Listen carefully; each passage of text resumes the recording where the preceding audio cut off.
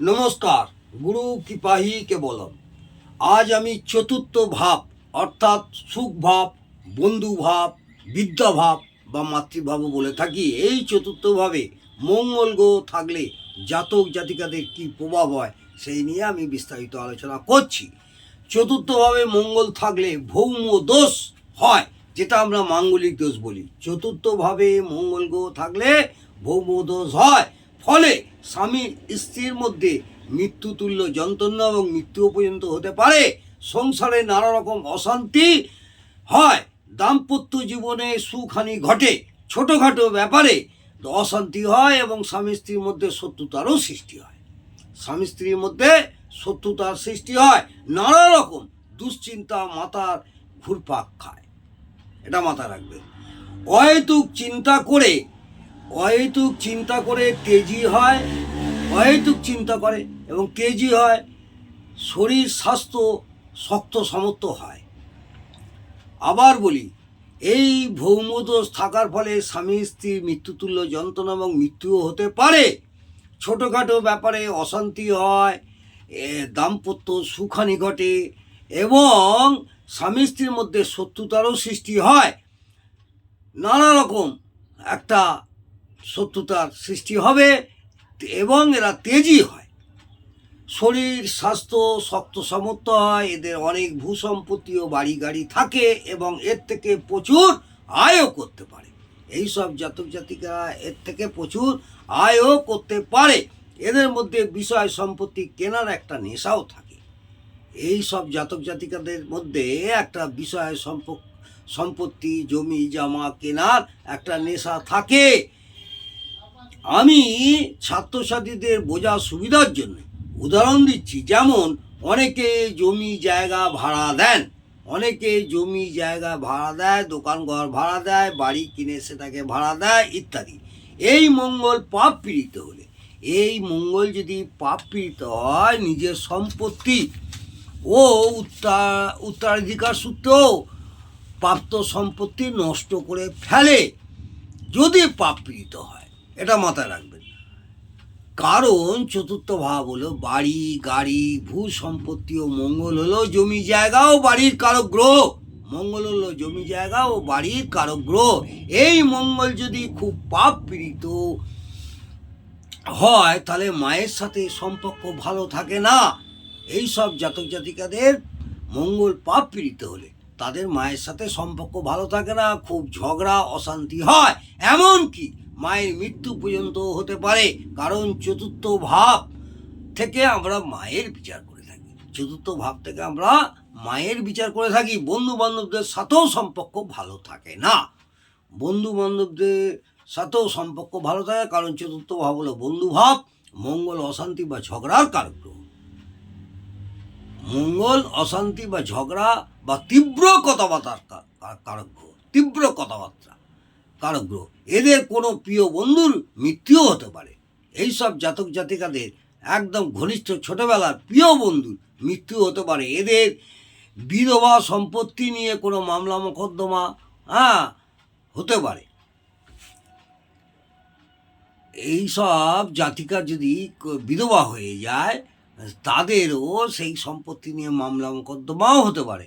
এছাড়াও জাতক জাতিকাদের বিষয় সম্পত্তি নিয়েও মামলা মোকদ্দমা হওয়ার সম্ভাবনাও থাকে।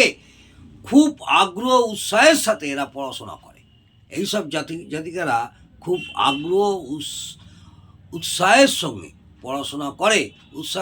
পড়াশোনা করে। এদের বিদ্যা ভাগ্য খুব ভালো হয়। এইসব জাতক জাতিকাদের বিদ্যা ভাগ্য খুব ভালো হয়, আর্থিক অবস্থা ভালো হয় এবং খুব প্রভাবশালী হয়। এই মঙ্গলের সাথে চন্দ্রের সম্পর্ক স্থাপন হলে, এই মঙ্গলের সঙ্গে যদি চন্দ্রের সম্পর্ক স্থাপন হয় তাহলে কোনো জলজ জায়গায় বাড়ি বা বাড়ির আশেপাশে কোনো জলাজমি বা পুকুর ডোবা থাকে। কারণ চতুর্থ ভাব থেকে বাড়ির বিচার করা হয়। মঙ্গল হলো বাড়ির কারক গ্রহ, চন্দ্র হলো জলের কারক গ্রহ। এই মঙ্গলের সাথে রবি থাকলে কোনো ভালো শহর বা রাস্তায় একদম ধারে বা সরকারি কোনো হসপিটাল বা সরকারি কোনো বড় সংস্থার কাছে বাড়ি হবে। এটা মাথায় রাখবেন। এই মঙ্গলের সঙ্গে যদি রবি থাকে, এই মঙ্গলের সাথে যদি রবি থাকে, কোনো ভালো শহর বা রাস্তার একদম ধারে বা সরকারি কোনো হসপিটাল বা সরকারি কোনো বড় সংস্থার কাছে বাড়ি হবে, কারণ রবি কোনো বড় সরকারি জায়গার কারক গ্রহ। রবি হচ্ছে কোনো বড় সরকারি জায়গার কারক গ্রহ। এই মঙ্গলের সাথে শুক্রের সম্পর্ক হলে, এই মঙ্গলের সাথে শুক্রের সম্পর্ক হলে সুন্দর সাজানো গোজানো বাড়ি হবে, বা বাড়িতে কোনো ফুল বাগান থাকতে পারে, কারণ শুক্র হলো শৌখিন, শুক্র হলো শৌখিন।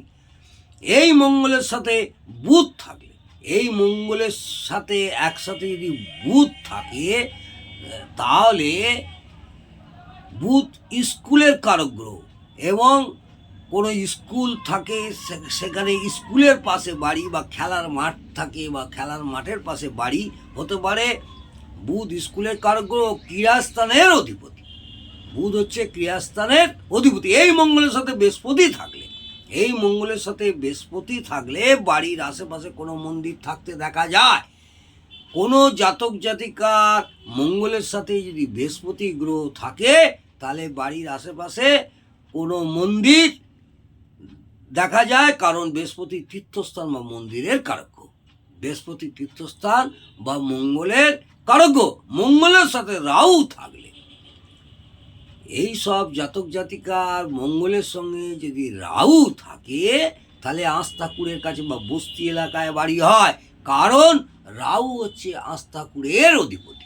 রাহু হলো আস্তাকুড়ের অধিপতি। এই মঙ্গলের সাথে কেতু থাকলে, এই মঙ্গলের সাথে যদি কেতু থাকে, স্যাঁতস্যাঁতে পরিবেশে বাড়ি হয়, স্যাঁতস্যাঁতে পরিবেশে বাড়ি হয়, কারণ কেতু হলো স্যাঁতস্যাঁতে জায়গার কারক।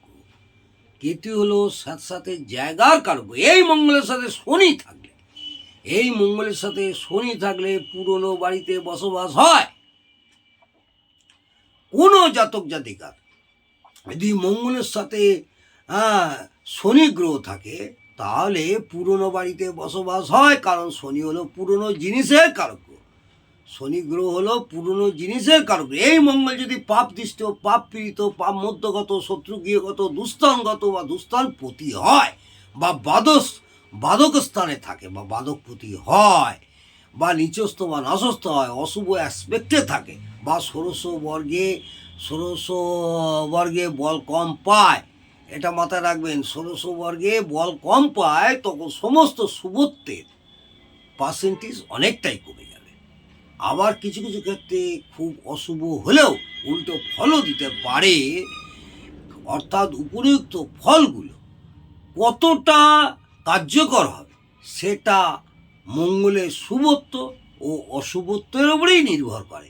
আজ আমি মঙ্গল গ্রহ চতুর্থভাবে থাকলে জাতক জাতিকাদের কী প্রভাব হয়, সেই নিয়ে বিস্তারিত আলোচনা করলাম।